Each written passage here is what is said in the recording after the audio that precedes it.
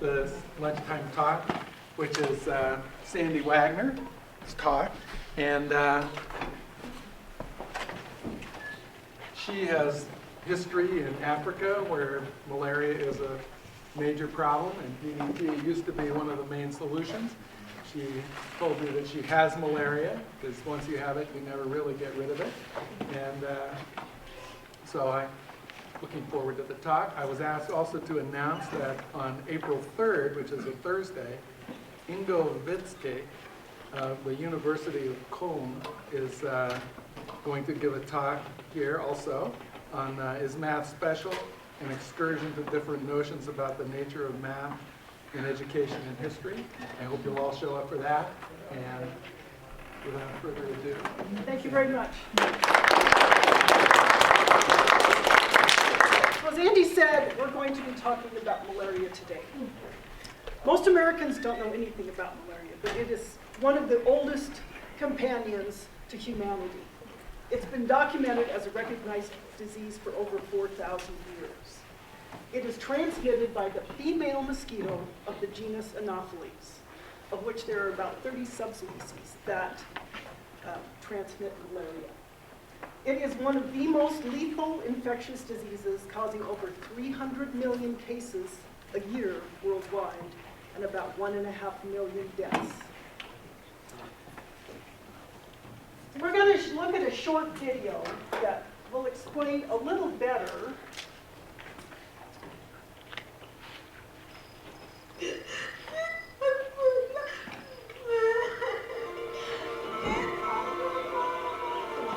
Albertina Sabonetti mourns her only child, 10-year-old Gito, lost to malaria just 4 months ago. Gito walked home from school one day, racked with severe fever, diarrhea, and headache. She says it was nightmarish suffering.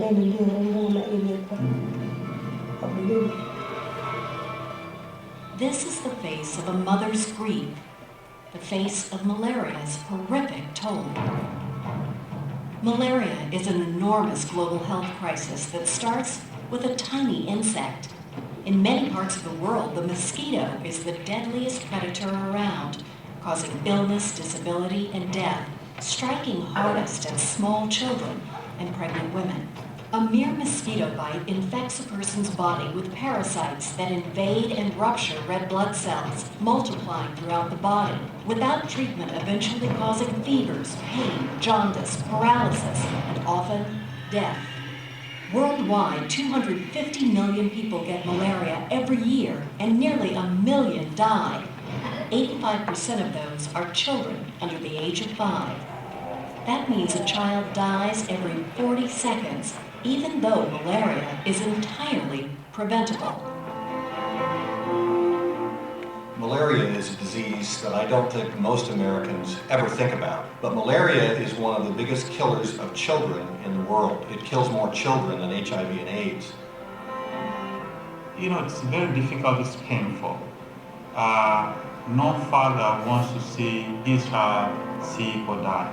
That's where the tragedy and the pain and the suffering dominate constantly our lives. The vast majority of children dying of malaria are in sub-Saharan Africa. In the country of Mozambique, malaria is the #1 killer. 35% of the population is stricken with the disease in any given year, and the devastation is staggering.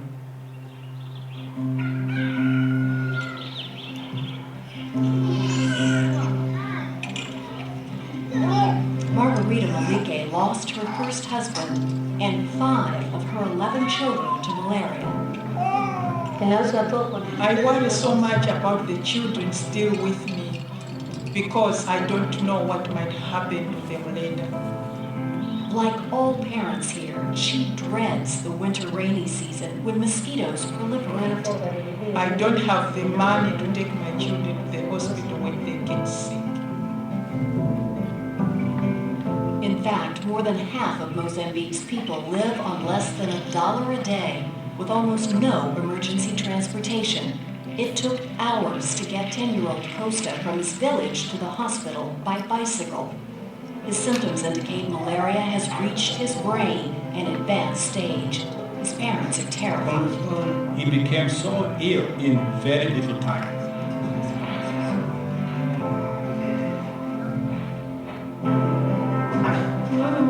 The question in my heart is, what are we going to do for him? He's seriously sick. The chief of this small health center believes Costa might pull through, but not without permanent damage. Probably what will happen is that his legs and arms will be paralyzed and his brain will not function normally. Without enough anti-malarial medicines here, suffering people receive insufficient treatment or are turned away altogether. I am fighting hard to eradicate malaria, so when I have to send a patient back home without any treatment, I feel like a person who has lost the war. That means the prevention of malaria is crucial. Insecticide-treated bednet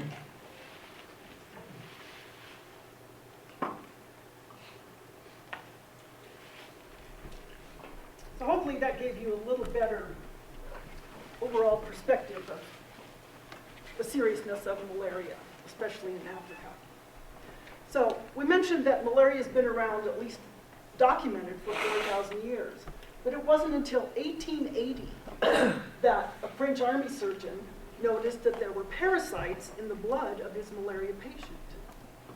And 17 years later, a British medical officer demonstrated that these parasites were transmitted by mosquitoes.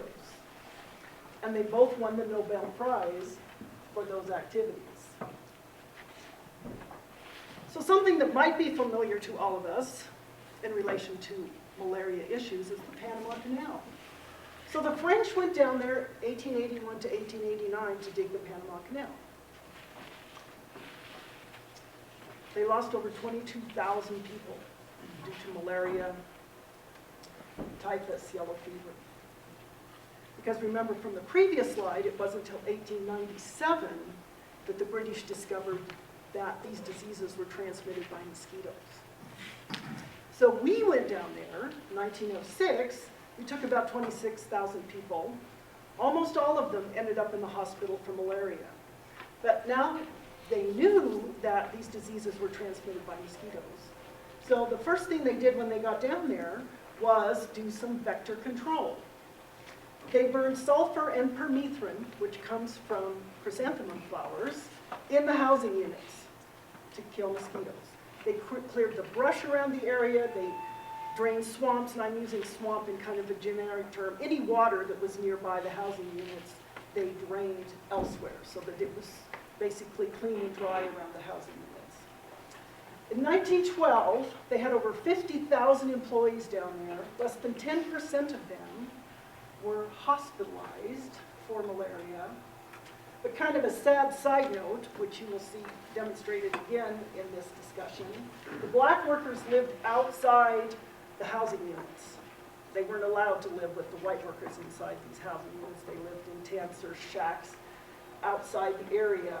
And so that bottom line we can read, 350 white workers died in this Panama Canal construction, but over 4,500 black workers died. So malaria in the United States. You're probably watching that video and going, you know, that's really kind of awful. That's a horrible thing. But we don't have malaria in this country, but we used to.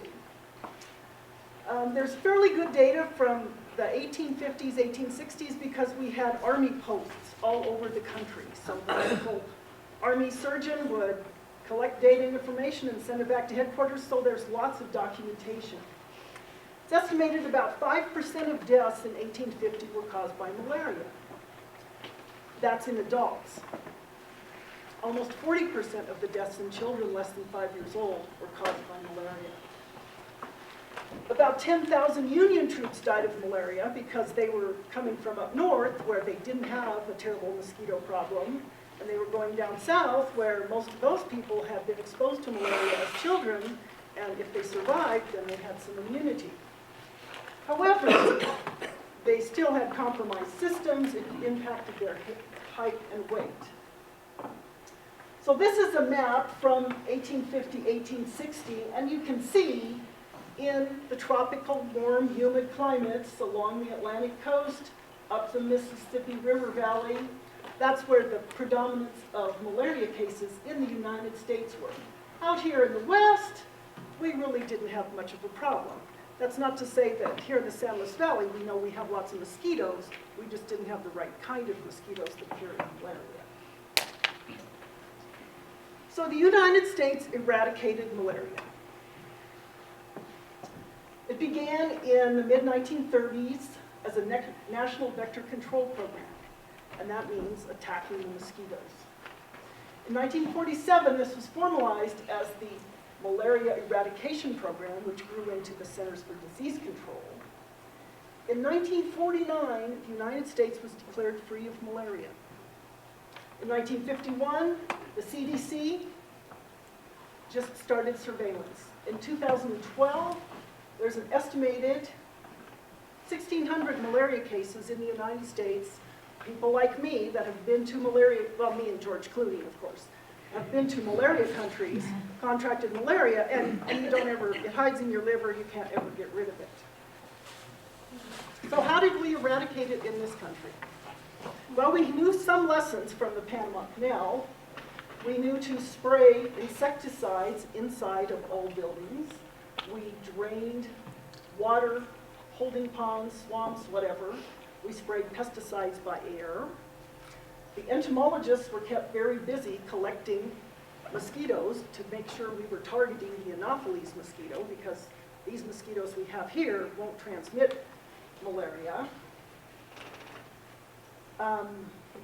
So this was, again, a very organized, aggressive program throughout the country, and we eradicated malaria here. So this is some data from 1920 to 1946. So this was after the Panama Canal, so again, implementing some lessons learned here. But then in the late 30s, you start seeing a real dramatic drop in the cases of malaria. So these are the cases up here, and these are the deaths per, this is cases per 100,000, or yeah, 100, and this is deaths per million population.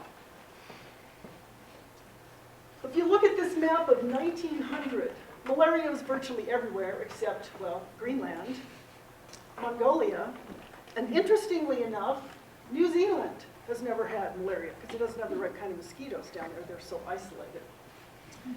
This is a World Health Organization 2012, I believe, map.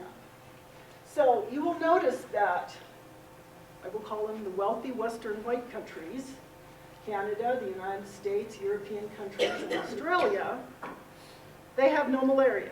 They had the money, they had the resources, they had the drive to eradicate malaria in these countries. The green, this dark green, South America, most of Russia, Indochina, very low, we call that malaria controlled. They still have the type of mosquitoes, they still can transmit malaria, but it's basically very low levels of malaria. As you saw in the film, the hot spot is sub-Saharan Africa. Now I'll also ask you to notice that South Africa down there is also one of the dark green malaria under control, and we'll talk about that specifically in a minute. This is also a table of malaria eradication from 1900 to basically 2000. So 1900, 1930, we still see some pretty high levels of malaria. The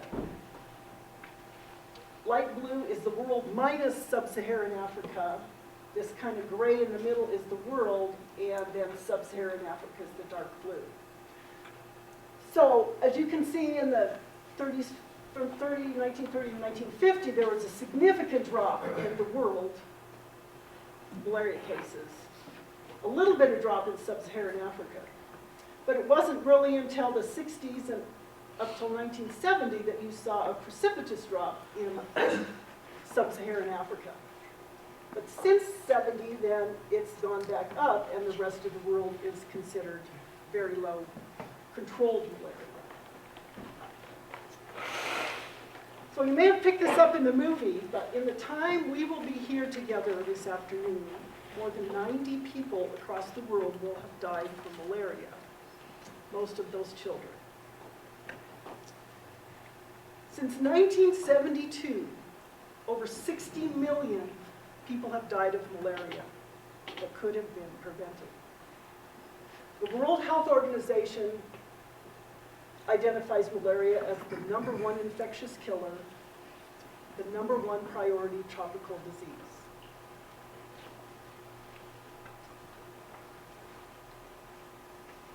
During Hitler's reign of terror, it's estimated he killed about 11 million people.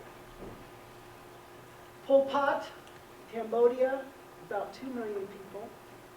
Rwanda, in 100 days, this must have been absolutely horrific. They killed almost over a million people. Malaria, after the ban of DDT in 1972, has killed over 60 million people. So what is DDT? Now, there's going to be some age impacts here. Those of us who were around during this time or shortly after, this is a big deal. Some of you that are younger, DDT may just be, something you've heard about, but not such a big deal. So let's look at some facts about DDT. Dichloro, diphenyl, trichloroethane. That's where DDT comes from. It was originally developed in 1874. It wasn't until 1939 that a Swiss chemist found that it was very effective as an insecticide. It was very, very heavily used during World War II by both the Allies and Germany to control insects that carried malaria, typhus, body lice, yellow fever, all these things when troops were going into various places.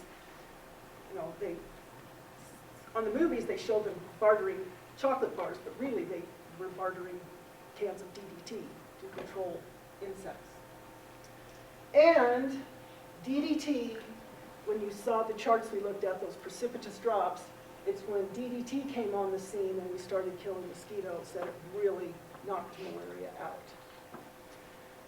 The wealthy countries were able to eradicate malaria, and you saw from the one chart, we'd started using it in some places in Africa, but since it's banned in 72, then it was not happening. So since I am a chemist, I have to at least throw one chemistry slide up here, although I think I have two. Very simple chemical. This is the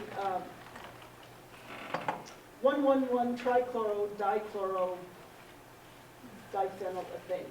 So that is the chemical, but it biodegrades in the environment to form dichloro-diphenyl dichloroethylene, DDE, or dichloro-diphenyl dichloroethane. So it eliminates one of the chlorines. So typically in the environment, it's those two chemicals that are often found. And I know you can read this by yourself, but I also want to read it because it's a very important statement issued by the National Academy of Sciences Committee on Research in the Life Sciences in 1970. To only a few chemicals does man owe as great a debt as to DDT. In little more than 2 decades, DDT has prevented 500 million human deaths due to malaria that otherwise would have been inevitable. So this was 1970. So what happened? DDT is great at saving all these lives. In 1962, there was a book published by a woman named Rachel Carson entitled Science Frame.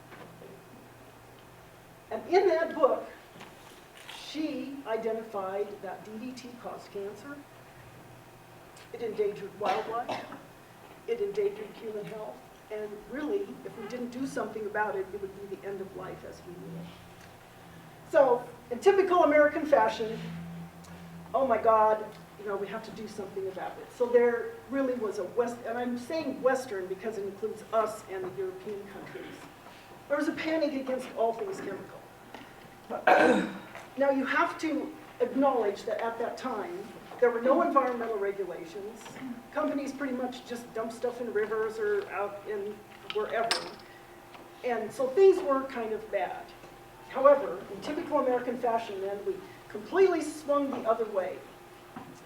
The The modern environmental movement was launched by her book, and the Environmental Protection Agency, as a cabinet-level organization, was established December 2nd, 1970. So EPA was this new fledgling organization, and they kind of wanted to show their muscle. So DDT was the face of evil. So they held 7 months of testimony about DDT.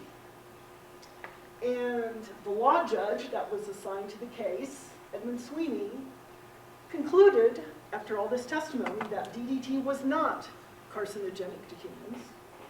It was not mutagenic or teratogenic, meaning it damages your offspring. And it does not have a deleterious effect on freshwater fish, wild birds, or other wildlife. So this was in April of 1972.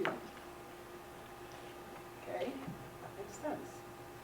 However, 2 months later, Bill Ruckelshaus, who was the director of the Environmental Protection Agency, who admitted that he had never attended a single day's hearing, nor had he read any of the transcripts of the hearings, arbitrarily overturned that decision and declared that DDT was a potential human carcinogen and banned it for virtually all uses. And that ban became effective December of 1972. So now DDT, it was the poster child of the environmental movement. If you grew up during that time, DDT was just, I mean, it was the worst thing in the world. There was nothing more deadly than DDT. And out of that grew major environmental organizations, like the World Wildlife Fund, Greenpeace, and many others. And those have become a fairly big business. Worldwide, $8 billion a year. So DDT was essentially demagogued out of existence. Anybody that spoke about DDT talked about how horrible and dangerous it was. At the Stockholm Convention in 1995, it was listed as one of the dirty dozen, the 12 persistent organic pollutants. So let's look at some data. So this is from 2011 reports, U.S. Department of Health and Human Services and the International Agency for Research on Cancer. They have several levels of carcinogens. So the top level, carcinogenic to humans, the absolute carcinogenic, there's no question about it. Ethanol. You know we have Adams State University professors that make and distribute to students group 1 carcinogens. Birth control pills, estrogen.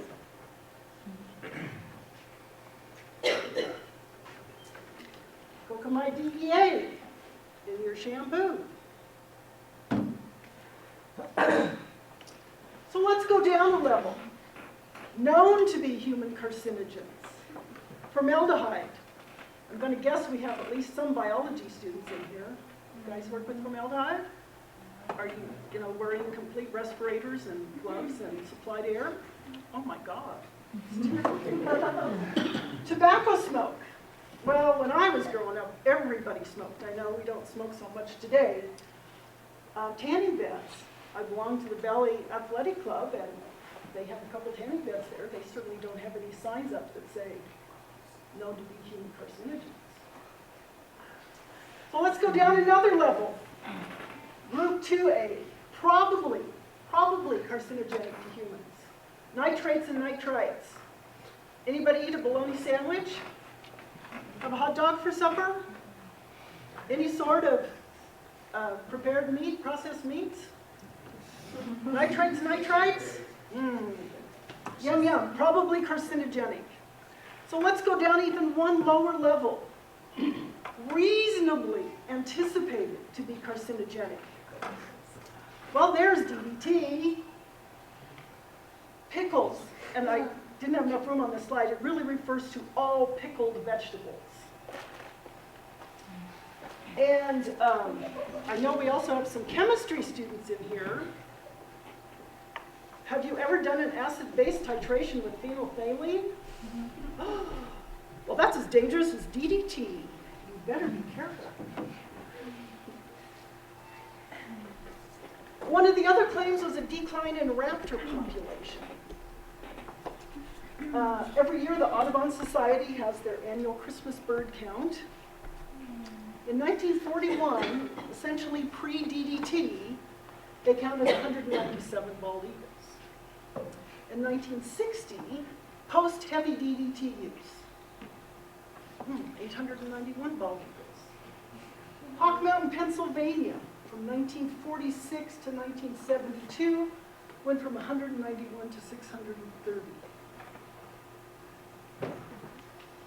Impacts of raptors. In 1942, James Hickey reported that 70% of the eastern ospreys were killed because they got into pole traps around fish hatcheries. Now, my husband grew up on a fish hatchery, and the worst problem they had was out here, was night hens coming and eating all these fish that were just right there. You know, it's a smorgasbord. So, a lot of birds were killed by these fish traps, pole traps. 1968, again, after Silent Spring, after DDT was become this horrible thing, now he reported high concentrations of DDT in the eggs, and now it was all of a sudden it was DDT's fault that the birds were dying. But a 1969 British study said, we see absolutely no correlation between the use of DDT and the decline in predatory birds. And I do have the references for each of these listed on the bottom of these slides. But the coup de grace, the thing that everybody said why DDT was so horrible was it thinned the eggshells of predatory birds. And that came about, Joel Bittman did a study with Japanese quail, he fed him DDT, and he reported in Nature, and I'm going to guess that everybody in this room has heard of Nature magazine, and some of you have probably read articles in Nature. So he published that DDT induces a decreased thickness of eggshells. Okay, well that was the death knell. If everything else wasn't true, this killed DDT.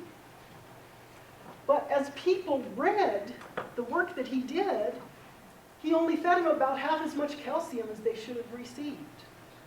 And if you know anything about raising chickens or any kind of birds, if you don't feed them enough calcium, they're going to have thin eggshells. Because, of course, eggshells are made out of calcium. So Bittman did repeat that test with adequate amounts of calcium in their diet, and lo and behold, the birds produced eggs without thin shells. Same amount of DDT, but just more calcium. And was that also published in Nature? Well, no.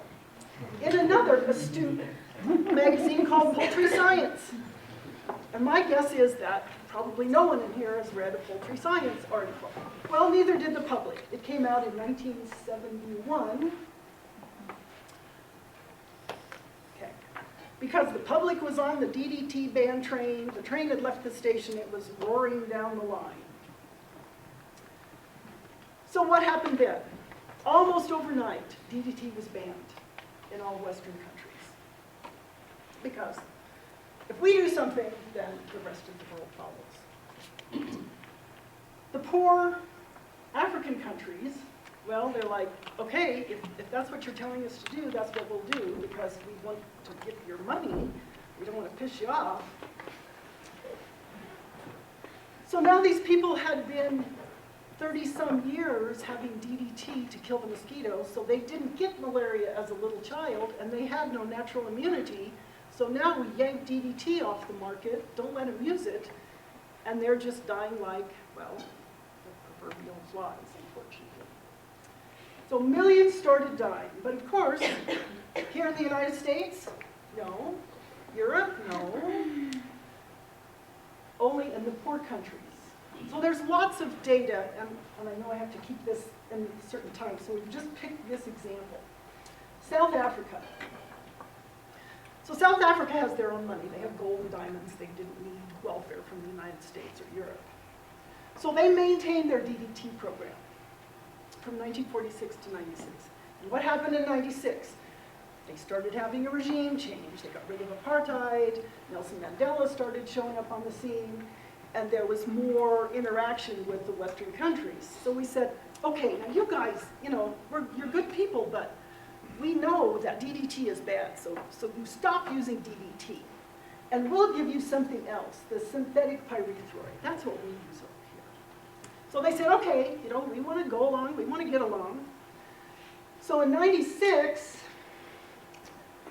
they replaced DDT with this synthetic. So this is 96 to 2000. And look what happened to their malaria death rate.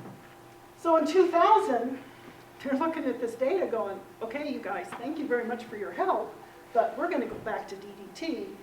And they did in 2000, and that's 2000. You just see that precipitous, I can't see that thing. Okay. So this is 2000, and you see that precipitous drop. And this chart only goes to 2003. I have seen data up to 2011, and it continues this downward trend and then levels off something like it did previously.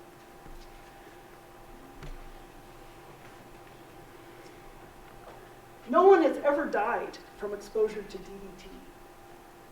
However, millions die in countries where no DDT is sprayed, wondering whether the next mosquito bite is going to either kill them or their children.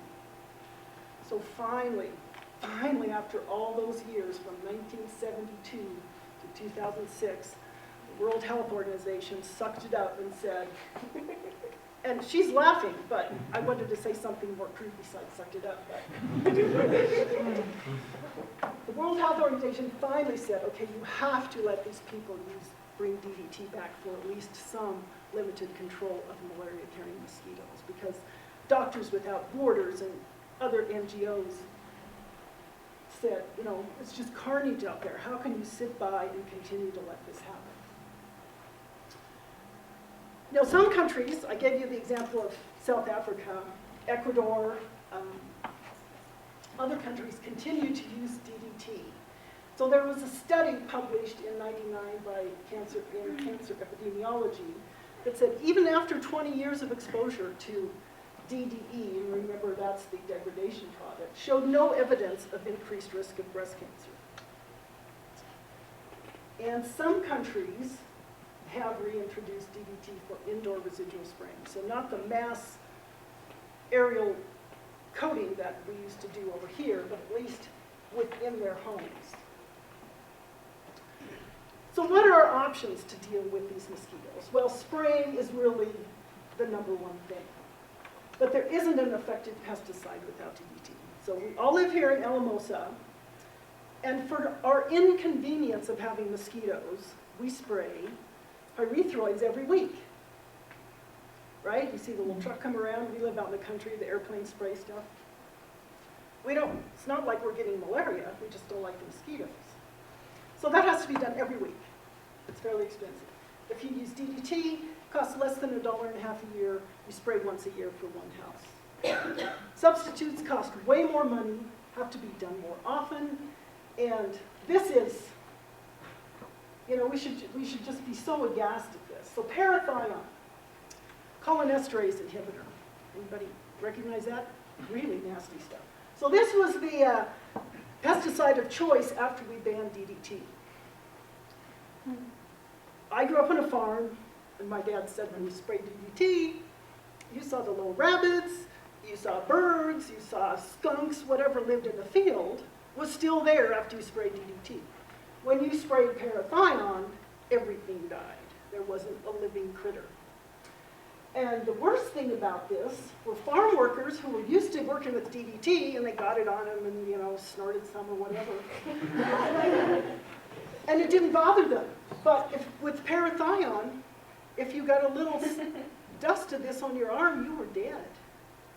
It is that toxic. So it's estimated that over 100 people died of using parathion after DDT was banned in this country. So draining and treating the swamps. Okay, so there are probably some ecosystem impacts going on here. Plus, it's extremely expensive. You have to have the infrastructure, you have to have the engineering know-how to make that happen, which we did in this country and other European countries. There is medication to treat and prevent malaria. So I survived malaria because, of course, I have a US passport. They weren't going to let me die over there. But it's not available to the common person. They said in Mozambique they live on $1 a day. And the doctor of the little health center, he said you can't even get those medications. They exist, but they're not available to those folks. Is a vaccine the answer? I vaccinate my mules for West Nile virus, which is transmitted by a mosquito. So I'm a chemist, I'm not a biologist, so is it even possible to develop a vaccine for malaria? Bill and Melinda Gates are spending a whole lot of money trying to figure that out. If you've heard about malaria, you might have heard about bed nets. It's a little bit of a pet peeve with me because Western governments are touting this as the solution. So let's look at some information about bed nets. And I call them early to bed nets because we're talking about equatorial Africa. And what do we know about equatorial Africa? You have 12 hours of daylight, you have 12 hours of darkness. It's the same all the time. So with a stable mosquito population, this is not in the rainy season, if everybody has a bed net, transmission is cut by 50% and child deaths are cut by 20%. Okay, that's better than nothing, but if a child is dying every 40 seconds now, and with bed nets, well gosh, they'll only die every 60 seconds. But the sad fact is less than 5% of those children have access to bed nets. So us Westerners are going, well, we don't get malaria, but we'll buy a bed net and send it over there and they'll take care of the problem. Well, it's not. Where do the bed nets come from? Do they make them in these third world countries? No.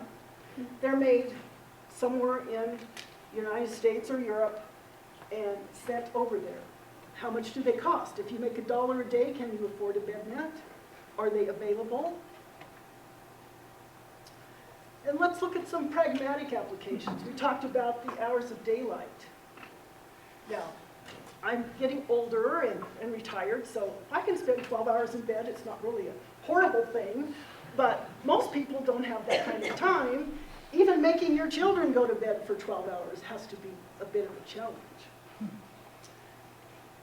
The occupational health folks. So when you're trying to make a workplace or environment safe, you have 3 things you can do. You have engineering controls, you have administrative controls, and you have personal protective equipment.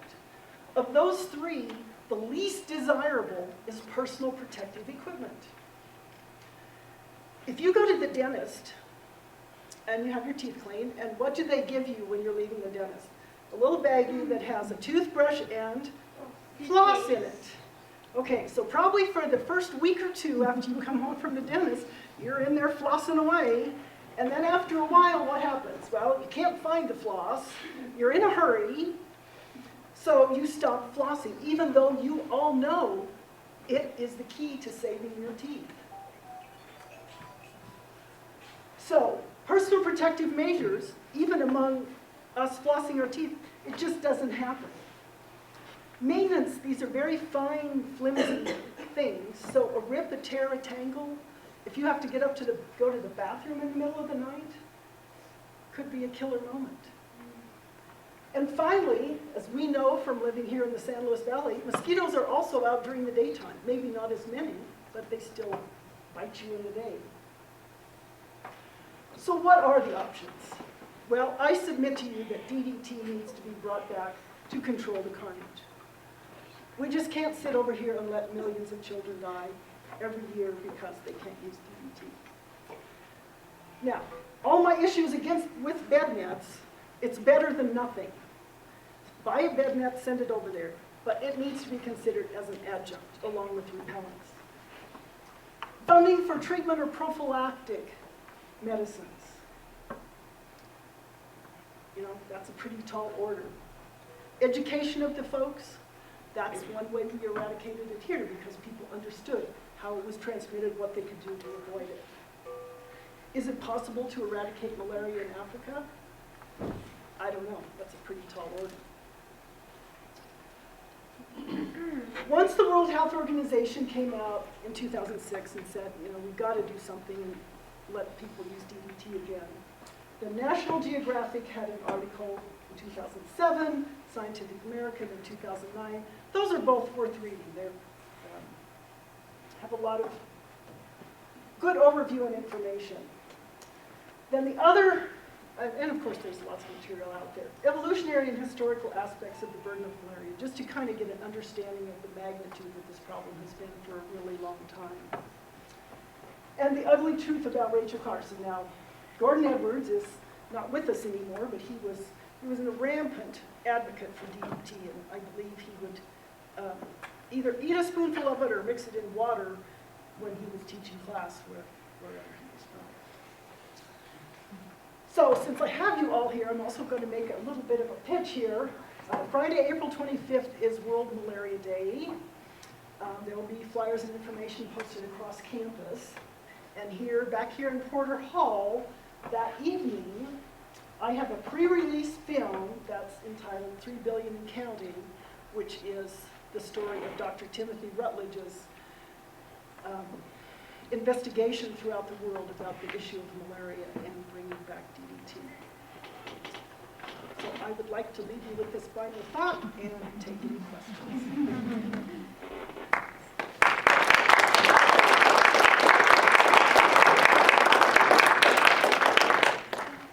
Yes, ma'am. Has there been more recent and reliable research on DDT since? You know, DDT was such, It was just evil, right? it was so evil that, you know, people just didn't even want to mention it or touch it. So other than some of the work that's done by this Tim Rutledge in the film, you might stumble across things here and there, but generally it's considered a dead issue, except for people trying to bring it back from control. But that's an excellent question. Anything else? Yes, sir.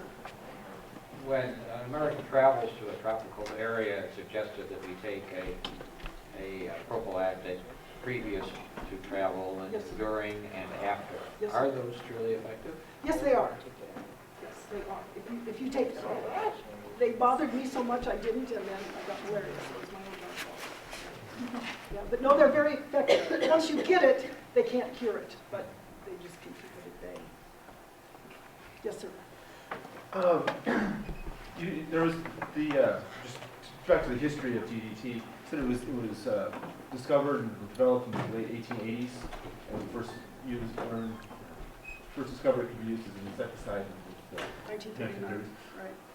What was it used for? Was it used for anything in between, and why was it developed? I think it was a chemical in search of a use, and there were a lot of them because, there's Dr. Jones, knows from being an organic chemist that you just make things, just to make things. Yeah. Then let's see if we can find a use for it. What's the mechanism by which DDT kills the mosquito? Well, you know, there's some different opinion on that, whether it actually kills them or it actually repels them. And I can't really give you much more of an answer than that. Anything else? Yes, sir. With international trade and ships going back and forth, etc., is there a danger of the particular mosquito returning to places where it's now considered under control? Malaria is under control. The mosquitoes, especially in the east, are still there, ready, willing, and able to transmit malaria. And that is the concern with so many foreign travelers picking up malaria and coming back, that we could actually start that cycle again. Is it contagious between humans? If I have malaria, if an Anopheles would bite me and bite you, you get malaria. And also, if I would just give you some blood, that would give you malaria. Any other questions? Thank you very much.